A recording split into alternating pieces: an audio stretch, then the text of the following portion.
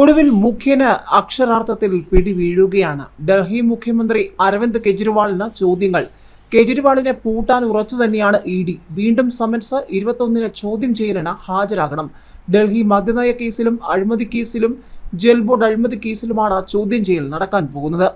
മദ്യനയ അഴിമതി കേസിൽ ഡൽഹി മുഖ്യമന്ത്രി അരവിന്ദ് കെജ്രിവാളിനെതിരെ കുരുക്കുമുറുക്കിയിരിക്കുകയാണ് എൻഫോഴ്സ്മെന്റ് ഡയറക്ടറേറ്റ്.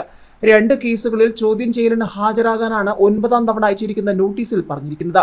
ഞായറാഴ്ച രാവിലെ അയച്ച നോട്ടീസിൽ മാർച്ച് 21 വ്യാഴാഴ്ച ചോദ്യം ചെയ്യലിന് ഹാജരാകണമെന്നാണ് നിർദ്ദേശം.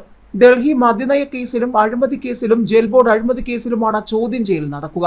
മദ്യനയ അഴിമതി കേസിൽ മാർച്ച് 21-നും ജൽ ബോർഡ് കേസിൽ മാർച്ച് 17-നും ഹാജരാകാനാണ് നിർദ്ദേശം.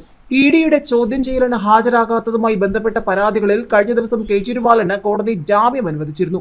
ഇതിന് പിന്നാലെയാണ് അടുത്ത സമൻസ് ലഭിച്ചിരിക്കുന്നത്. ഡൽഹി റോസ് അവന്യൂ കോടതി അഡീഷണൽ ചീഫ് മെട്രോപൊളിറ്റൻ മജിസ്ട്രേറ്റ് ആണ് ശനിയാഴ്ച കെജ്രിവാളിന് ജാമ്യം അനുവദിച്ചത്. കേസിൽ ശനിയാഴ്ച വാദം നടക്കുമ്പോൾ കെജ്രിവാൾ കോടതിയിൽ ഹാജരായിരുന്നു. കെജ്രിവാളിനെതിരെ ചുമത്തിയിട്ടുള്ള IPC സെക്ഷൻ 174 ജാമ്യം കിട്ടാവുന്ന വകുപ്പാണെന്ന് ചൂണ്ടിക്കാട്ടി ACMM ദിവ്യ മൽഹോത്രയാണ് ജാമ്യം അനുവദിച്ചത്. 2021-2022 വർഷം മദ്യവിൽപ്പനയ്ക്കുള്ള ലൈസൻസ് അനുവദിക്കാൻ പണം വാങ്ങിയെന്നാണ് കെജ്രിവാളിനെതിരായ ആരോപണം. പിന്നീട് നയം ഡൽഹി സർക്കാർ പിൻവലിച്ചിരുന്നു.